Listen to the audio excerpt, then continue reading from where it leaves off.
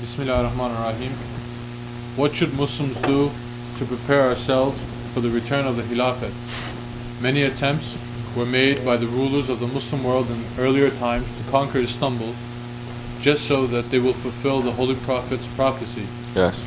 And eventually, Sultan Mehmed Fatih succeeded. Prophet ﷺ said that Istanbul will be conquered a second time. Yes. What do we, the Muslim world, do to fulfill this prophecy? Do we just sit and wait for Mahdi alayhi salam? No, you don't sit empty. Now, you think moving around and being busy without knowing what you're doing, where you're going to, sit. It is going to bring back the Khalifa. It is not. The Khalifa is going to come. The Istanbul is going to be conquered a second time. But the second time that is going to be conquered, it is not going to be ordinary. The first conquest of Istanbul, Constantinople, Constantinople, it was not a normal conquest either. There were so many miracles that happened, it has to be. But Muslims don't know this. Those who do, they don't believe this. So many Muslims don't want to know this. So this is a big danger. What are Muslims supposed to do? Do Muslims believe this? Majority of the Muslims, do they believe this? If they believe it, they're going to prepare themselves for it. How are you going to prepare yourself for it? That is a big question, isn't it? If you believe in it, you're going to prepare yourself. But we're looking, are the Muslims really preparing themselves for the coming of Hazrat Mahdi alayhi salam or the Khalifa? Or are they preparing themselves for springtime? Last spring until now, this spring is going to come every year. It's going to be spring. Arab spring, this spring, that spring. This is preparation. Whole Islamic nations. Don't tell me, oh, we believe, but we can't wait to do something. Don't tell us just to sit and to wait because we want to do something. You're not even sitting, and you're not waiting, and you're not believing. If it is, give me the proof. From east to west, north to south, Muslim countries as a nation, are they preparing for the appearance of the Khalifa? Are they asking for the appearance of the Khalifa, of the Ottomans to come back? No, they're not. Small groups maybe here and there. Small groups. As a nation, as a community, they are not. If there is anything in so many Muslim countries, don't speak about Khilafat. They even forbid you from saying it, isn't it? It is against the law to say it. Democracy, hypocrisy. That is going to save us. That is going to bring Hazrat Mahdi to come back. They are claiming this. If they are not claiming this, this is what they're doing. This is what they're preparing. So, you want to prepare for Hazrat Mahdi alayhi salam to come? Yes, come here. We will tell you how to prepare for him. The preparation now is not to, what? Preparation for what? To get guns? To go to boot camp? That is not how you're going to prepare. Armageddon is going to come. And the war that is going to happen is going to be a war that is going to be fought not with physical technology, but with technology of the spirit. Because Dajjal is going to come with the weapons of mass destruction, not physically, but coming from the evil side, evil sources. It's going to look like a miracle. So many Muslims are going to be fooled by that too, and they're going to be behind him, yes. But the believers under Hazrat Mahdi alayhi salam, they are going to be Ahli Kiram at that time. That is how you're going to prepare yourself. Are you building up? How are you going to prepare? Are you making your daily zikr, your awrat? Are you connecting yourself to awliya Allah? Are you sitting and are you understanding and are you carrying sunnats? That time, one sunnat, for example, people are looking down on sunnats. Wrong. Looking down, well, this is not going to change the world. That means you have no knowledge of nothing. Carrying one sunnat, number one. In the Akhir Zaman, you get the blessings and the reward of 100 martyrs. The rewards and the blessings of 100 martyrs of the time of the Holy Prophet ﷺ.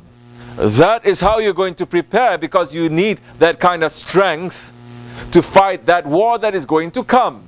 Not a physical war, but a war that concerns the spirit.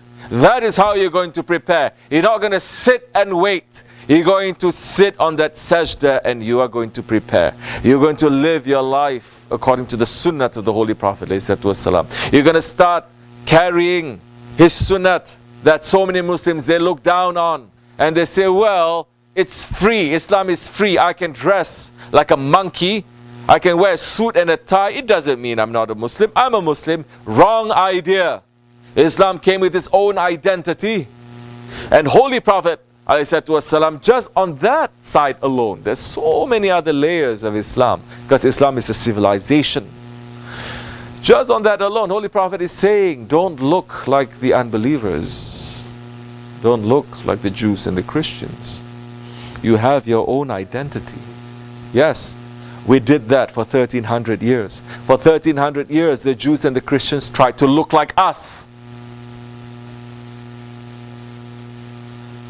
But since we lost the Khalifa, we started to look like them. What did we gain? What did we gain? Nothing. More humiliation. The miswak. No, that's not really important. You know, more important is to gather ourselves into groups and to be socially active and to try to change that. Number one, you don't understand now. This time has been given to the tyrants. Jababira. Allah subhanahu wa ta'ala has given this time to the tyrants. You cannot change it. Who can change it? Awliya Allah can change it. You are not awliya Allah. I'm not saying to you personally, of course. I'm just being general with it. Awliya Allah can change it. The lowest level awliya Allah, they can change the direction of this world. But they pulled themselves back because that is the order. But with one miswak, it did change history. There was a war that the Holy Prophet ﷺ, his Sahabis, they went to. Sahabe Kiram went for a war to fight against the unbelievers who are running after them to finish them off. But they lost that war. They tried, they couldn't. They tried, they couldn't. One time they couldn't try it. They sit and they think there must be something wrong that we did not do. Something wrong that we did. Something that we didn't do. Then they understood. One Sahabi said, yesterday when I was making my wudu, I did not use a miswak. Because that is sunnah. It was for that reason that the war, they did not win that war. This is belief, and this is holding tightly to that belief. Yes. So Istanbul is going to be conquered a second time. But that war is not going to be a physical war. That war is going to be a spiritual war. Which means now, this whole world is attacking the spirit. This whole world is weakening the spirit. This whole world now, it is against Islam and the Holy Prophet ﷺ. Say yes or no? Of course. This whole world is now against that Holy Prophet and against his lifestyle and his teachings. Both non-Muslims and Muslims. The proper way of his lifestyle. Don't tell me, oh, so we have 1 billion Muslims. 1 billion Muslims, we cannot control this world. There was only 124,000. They controlled from east to west, north and south. During the time of the Sahabe Kiram, the Tabi'ins, for 1300 years, a handful, always a handful of Muslims were able to control. And not only to control, then to bring justice and civilization. And every country and every nation that has Islam, that touched Islam, nothing but goodness was given to them. So what happened now? 1 billion Muslims, we cannot change our own destinies. We cannot change our own lives. We cannot even pull ourselves up from that humiliating position. Why? I'll tell you why. Because we look at the unbelievers and we say, follow their way to come out from this mess. We're not looking at what the believers are saying. We're not looking at what Holy Prophet is saying. How to come out from that mess. The mess that we are in now, Holy Prophet is saying, pull back. Sit and wait. Not empty. Be with the Salihin. Be with the awliya Allah. Be with those ones who knows the secret of those days and how to prepare yourself for those days. Because if something happens physically to this world, physically the unbelievers are more prepared than us. They have huge cities underground that they've already prepared. Not yesterday, so many decades ago. For any eventuality to happen, anything that's going to happen, they can go there and they can escape and they can live for years, maybe. So how are Muslims going to prepare? Not that way, not physically. Yes. You're saying, yeah, but you know, there's also the physical aspect. We cannot just push all of that aside. Then you're not understanding this is second Jahiliyyah like the first Jahiliyyah. First Jahiliyyah, when the Holy Prophet ﷺ was fighting against the unbelievers, the odds were all stacked up against him.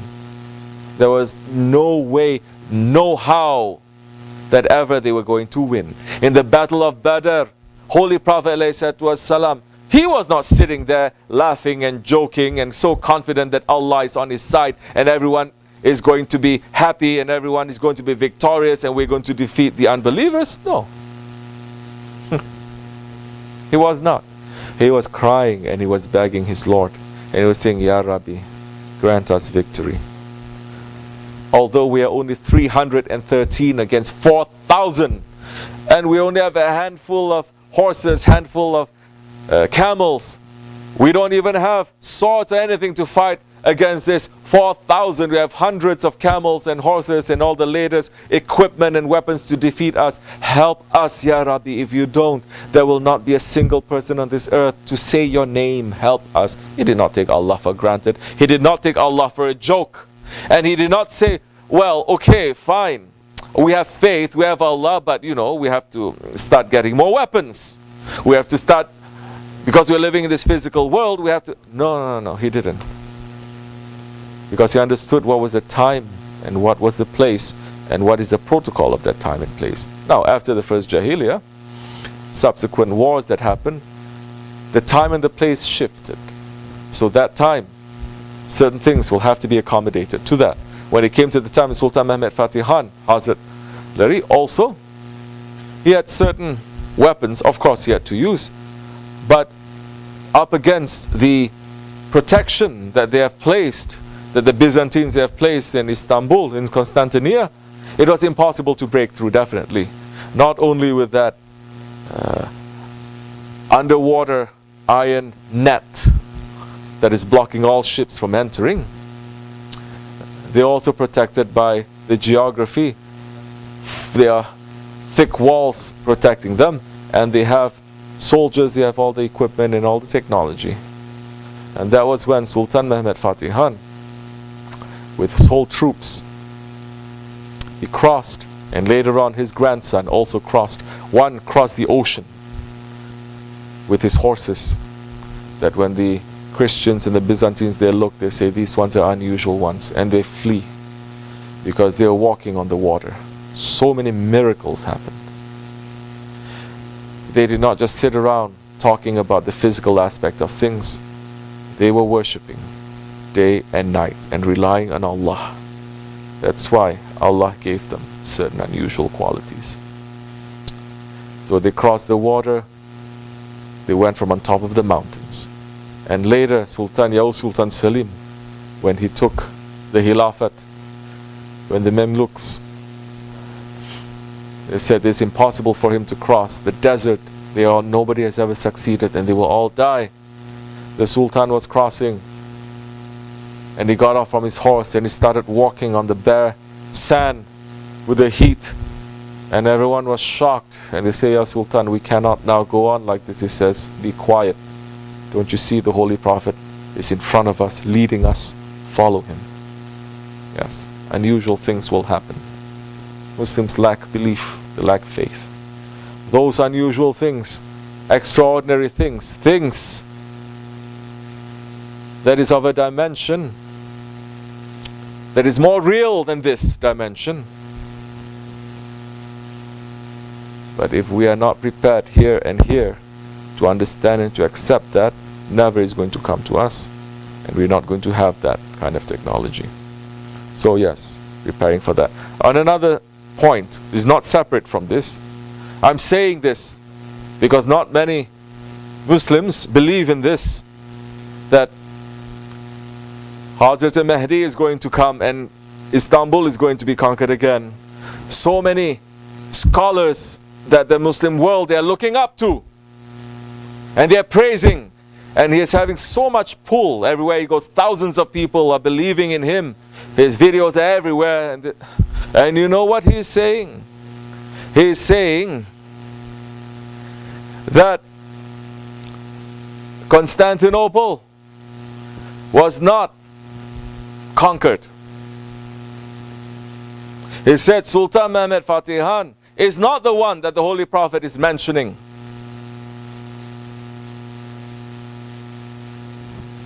He is saying that Sultan Mehmed Fatih,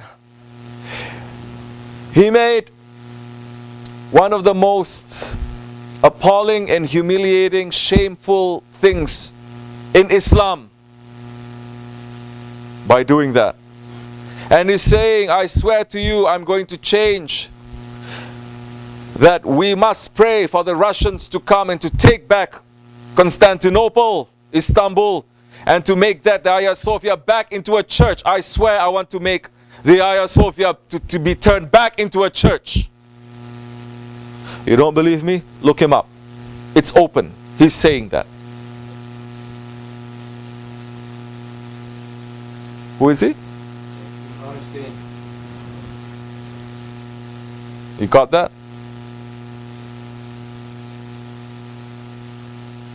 So, like they say in high-level schools, learning Latin, quo vadi?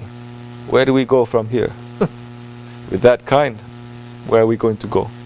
With our Shaykh, inshallah, we'll go straight to our Holy Prophet ﷺ and to Allah. But there's a lot of foundational work that needs to be done, a lot of groundwork that needs to be done, and Muslims must understand step by step, not to jump ahead. Huge subject. We'll talk more about it, inshallah. All right. Any other questions?